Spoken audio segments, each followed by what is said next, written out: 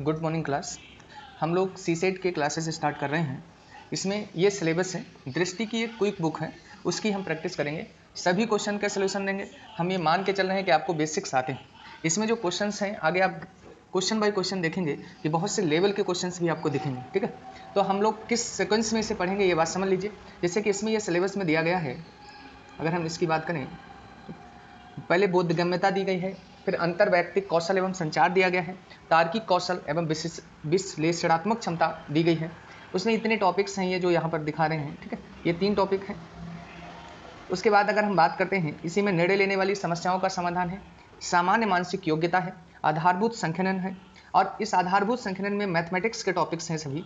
देखिए, तो सबसे पहले हम इसी को कवर कर रहे हैं। जैसे संख्या पद्धति है, इसमें घातांक कर्ण एवं सरलीकरण दिया गया है, एचसीएफ एलसीएम या महत्तम समापवर्तक एवं लघुत्तम समापवर्तक दिया है, एवरेज से क्वेश्चंस दिए गए हैं, प्रतिशतता की बात कर रहे हैं, लाभ हानि से क्वेश्चंस पूछे गए हैं, अनुपात समानुपात एवं साझेदारी से क्वेश्चन पूछे गए हैं, मिश्रण से क्वेश्चन पूछे गए हैं, साधारण एवं चक्रवृद्धि ब्याज से क्वेश्चन पूछे गए, समय एवं कार्य से क्वेश्चन पूछे गए हैं, कुछ बीजगणितीय कॉन्सेप्टों से क्वेश्चन पूछे गए, श्रेणी से क्वेश्चन पूछे गए हैं, क्रमचय परम्यूटेशन कॉम्बिनेशन बोलते हैं, प्रायिकता से क्वेश्चन है, समुच्चय सिद्धांत से क्वेश्चन है, आधारभूत ज्यामिति से क्वेश्चन है, क्षेत्रमिति से क्वेश्चन है, त्रिकोणमिति से है, और ऊंचाई से क्वेश्चन है, ऊंचाई एवं दूरी से क्वेश्चन है। कहने का मतलब यह है कि इस तरीके के और जो चैप्टर्स 2 इसमें बचे हैं, निर्देशांक, ज्यामिति और सांख्यिकी। ठीक, उसके बाद हम देखेंगे आंकड़े निर्वचन और आंकड़े ग्राफी निरूपण क्या है। तो हमारी स्ट्रेटजी क्या रहेगी, इससे थोड़ा संक्षेप में समझ लें। पहले हम ये मैथमेटिक्स का जितना भी पार्ट है, ये यहाँ से लेकर यहाँ तक, ये 22 चैप्टर कवर करेंगे।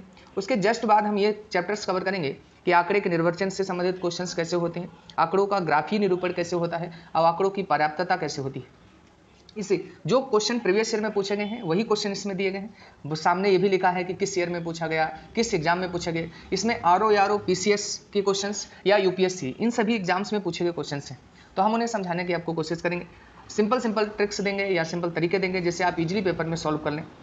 उनके मेथड्स को समझने की कोशिश करना। और अगर आपको लगता है कि किसी भी टॉपिक या कॉन्सेप्ट की आपको बेसिक्स की भी ज़रूरत है तो वो आप बताएंगे नीचे, तो हम कमेंट बॉक्स में, तो हम आपको उसके बेसिक्स और कॉन्सेप्ट भी क्लियर कर देंगे। ठीक है, तो हम लोग स्टार्ट करेंगे इसमें।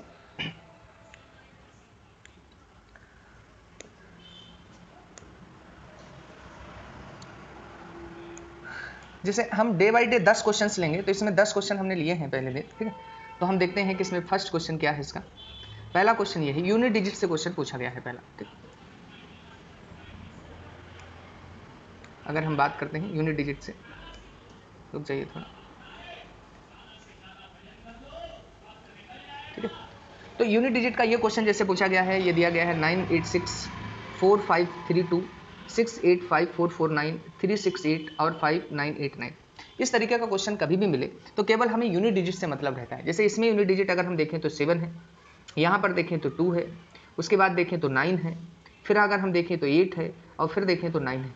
उसके बाद ये 2 नंबर्स की मल्टीप्लाई कर लिया करिए और उसमें भी यूनिट डिजिट ही लिखा करिए। जैसे अगर हम लिखना चाहें तो 7 2 जा 14 आ जाएगा। ठीक, 9 8 जा 72 होता है, इंटू 9। तो इसमें से भी यूनिट डिजिट ही हम ले लें। 4 और 2 लेंगे तो इनकी मल्टीप्लाई हो जाएगी 8। 4 हमें लेना है और 2 लेना। ठीक, और अगर हम उसके बाद जो बचा था वो 9 उसे लिख देंगे। 9 और 8 की मल्टीप्लाई होगी 72, तो यूनिट डिजिट हमारा हो जाएगा 2। इस तरीके से इसका आंसर होगा 2। ठीक है, ये बहुत सिंपल क्वेश्चन है। आगे बहुत बेसिक या कॉन्सेप्ट से भी क्वेश्चन पूछे गए हैं, इन्हें हम आपको सिंपली तरीके से बताने की कोशिश करेंगे। नेक्स्ट देखिए, अब इस क्वेश्चन में यहाँ 67 लिखा हुआ है, तो ये कह रहा है प्रथम 67 या 67 प्राकृतिक संख्याओं का, प्राकृतिक संख्या मतलब नेचुरल नंबर्स का योग का इकाई अंक क्या होगा। तो हमें पता है कि जब प्रथम वर्ड लग जाता है, फर्स्ट लग जाता है, तो उसके लिए सिंपल फार्मूला एक होता है, Sn equal to n into n plus 1/2। ठीक, तो n की वैल्यू 67 है, 67 इंटू 67 प्लस 1/2। इसे कैलकुलेट करोगे तो 67 यहाँ हम लिख रहे हैं, और 68/2 करेंगे तो इंटू 68/2, 2 से सिंप्लीफाई करेंगे 34। 67 इंटू 34। अब यूनिट डिजिट पूछा है तो केवल हमें 7 और 4 से मतलब है। 7 4 जा 28 होता है, तो 28 का मीन्स यूनिट डिजिट हो जाएगा 8। इसलिए हमारा आंसर इसमें जो होगा वो हो जाएगा 8। ठीक, अब देखिए सी ऑप्शन करेक्ट हो जाएगा, सी ऑप्शन। ठीक है, इसी तरीके से देखिए नेक्स्ट क्वेश्चन पूछा गया है, निम्नलिखित में से कौन सी संख्या 6 से पूर्णतः विभाजित है। हमें डिविजिबिलिटी रूल्स में हम जानते हैं 6 से वे नंबर से डिविजिबल होते हैं जो 2 और 3 से डिविजिबल हो, जो 2 से भी हो और 3 से। अगर यहाँ पर हम देख लें सभी, और 2 के लिए जिसका यूनिट डिजिट डिविजिबल हो, तो हम देखें केवल एक ऑप्शन रिड्यूस हो रहा है क्योंकि इसका यूनिट डिजिट 2 से डिविजिबल नहीं है। अब 3 के लिए होता है sum of digit. Sum of digit का सबसे सिंपल तरीका ये होता है निकालने का कि उसमें नंबर्स के सम करते जाइए, देखिए कोई रिमाइंडर तो नहीं बच रहा। जैसे अगर हम देखें जो इसमें 3 से डिवाइड हो रहे हैं उन्हें हम कट कर सकते हैं। जैसे ये 3 से 3 कैंसिल है, 6 कैंसिल होता है, 9 कैंसिल होता है। अब अगर इसकी हम बात करें 4 और 7 ऐड करेंगे तो 11 हो जाएगा, और 2 ऐड करें 13 और 2 15 यानी 15 आ जाएगा। 15 3 से डिविजिबल है, तो ये 3 से भी डिविजिबल है और 2 से भी डिविजिबल, तो यही इसका आंसर होना चाहिए। और देखेंगे तो ऐसा नहीं मिले, जैसे इसमें 9 डिविजिबल है, 9 डिविजिबल है हमने कर लिया। अब देखिए 5 और 2 हम जोड़ेंगे 7, 7 और 5 जोड़ेंगे तो हमें मिल जाएगा 12, तो 12 तो 3 से डिविजिबल होता है तो ये कैंसिल कर सकते हैं। लेकिन फिर अगर हम देखें तो 7 और 8 15, तो इसमें ये भी डिविजिबल है, तो हम ऐसे कहेंगे कि ये नंबर भी डिविजिबल है। ये देखते हैं 9875898 में 9 3 से डिविजिबल है, ठीक। अगर फिर हम देखें तो और कोई नंबर, ये 9 है, ये कैंसिल कर दीजिए, फिर 8 7 15 दोनों नंबर मिला के हो जाएंगे। 5 और 8 जोड़ेंगे तो 13 आएगा, ये डिविजिबल नहीं होगा, तो हम कहेंगे 1 और 3 जो है वो डिविजिबल है, फर्स्ट और थर्ड, क्योंकि ये इससे डिविजिबल नहीं था, तो ये ऑप्शन आपका सी सही हो जाएगा। तो 6 की डिविजिबिलिटी होती है जो नंबर 2 और 3 से डिविजिबल हों। 2 से वे नंबर डिविजिबल होते हैं जिनका यूनिट डिजिट डिविजिबल हो जाए, तो यूनिट डिजिट ये 3 डिविजिबल नहीं, बाकी 8 और 2 और 8 2 से डिविजिबल होते हैं, इसलिए हम इसे ऐसे करेंगे, ठीक। फिर देखिए ये क्वेश्चन थोड़ा अच्छा है, कह रहा है दो संख्याओं का योग 10 है और अंतर 6, इन दो संख्याओं का गुणनफल कितना हो। तो सिंपली कर सकते हैं, या तो जिससे हमें पता है योग कह रहा है तो हम x और y संख्या मान लेते हैं, x plus y equal to 10 हो जाएगा। अंतर की बात करा तो x minus y equal to 6 हो जाएगा, और इससे अगर हम कैलकुलेट करेंगे तो ये जोड़ देंगे तो ये कैंसिल हो जाएंगे, तो 2x इक्वल टू 16 हो जाएगा। 2 से सिंप्लीफाई किया तो 8, यानी x की वैल्यू जो आएगी वो 2 आएगी, सॉरी 8 आ जाएगी, ठीक। अब ये अगर हम वैल्यू x की 8 यहाँ रख देंगे फर्स्ट इक्वेशन में, 8 प्लस वाई इक्वल टू 10 आएगा, तो y की वैल्यू जो होगी वो 2 हो जाएगी, क्योंकि 8 इसमें से जाके सेपरेट हो जाएगा। अब अगर इनका मल्टीप्लाई पूछ रहा है तो हम क्या कहेंगे, 8 इंटू 2 यानी 16 आएगा, तो हमारा ऑप्शन डी सही हो जाएगा।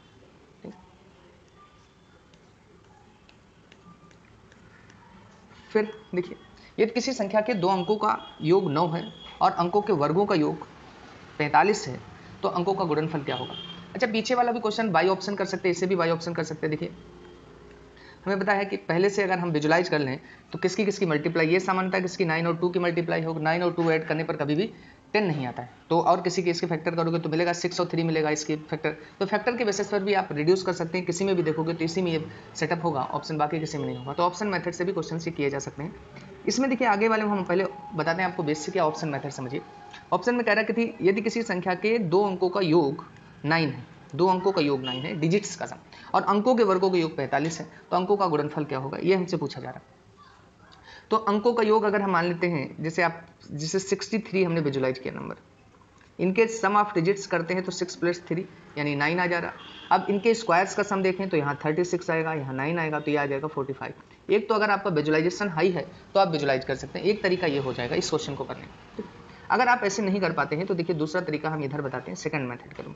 जो मैथमेटिक्स की एक खासियत होती है कि जो कहते जाएं बस आप उतना ही करते जाइए और क्वेश्चन आपका सही हो जाता है।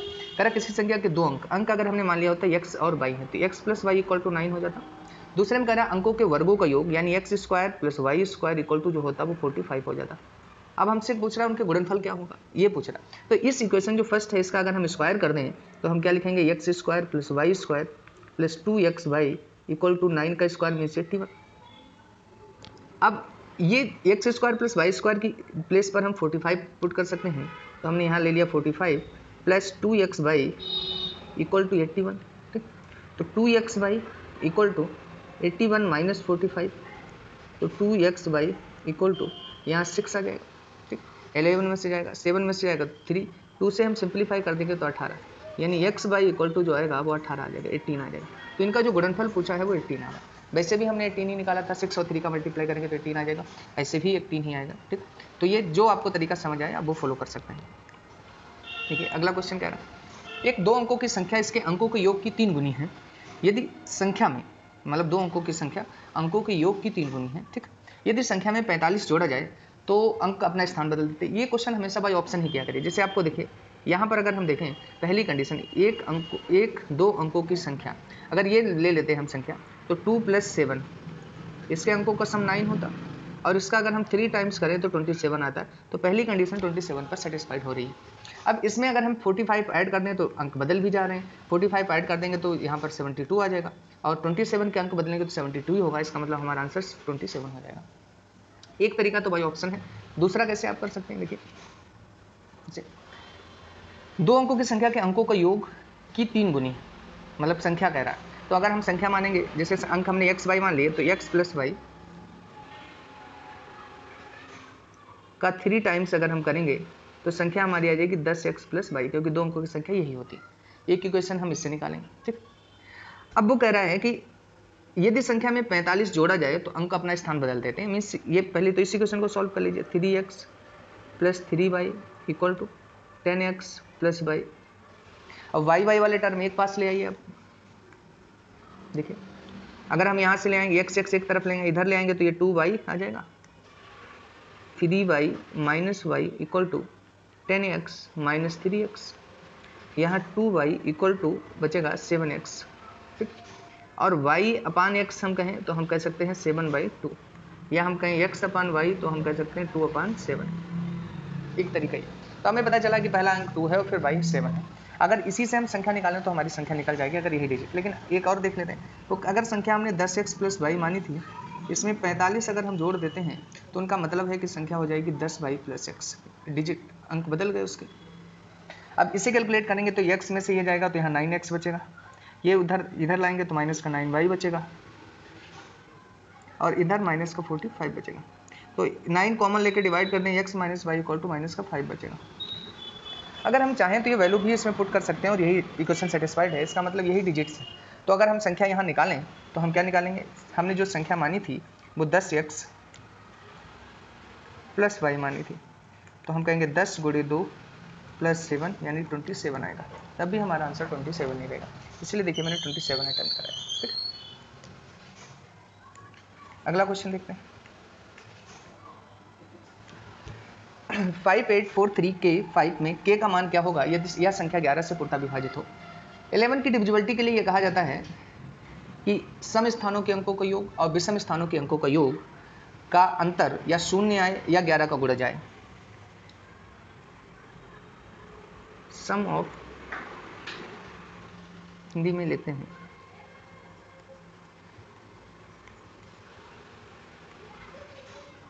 सम स्थानों के अंकों का योग माइनस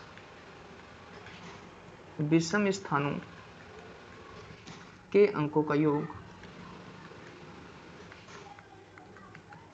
बराबर, अगर हमें लिखना है तो हम कहें कि 0 या 11 का गुणज, ये रूल कहता है।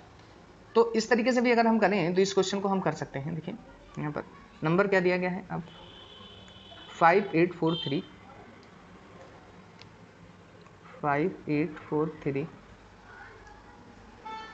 के 5,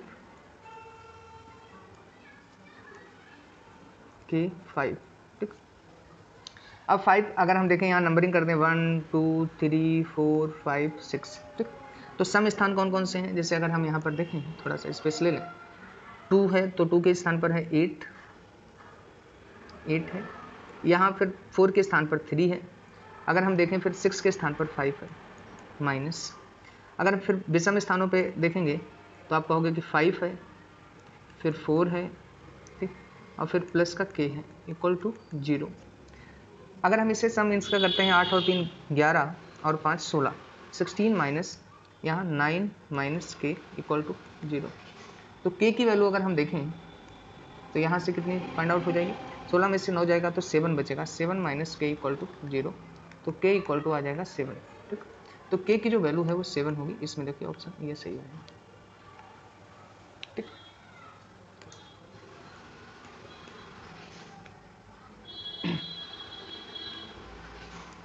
देखिए 21 की पावर 35 में 22 से भाग देने पर प्राप्त शेष में दहाई का अंक क्या होगा, ठीक।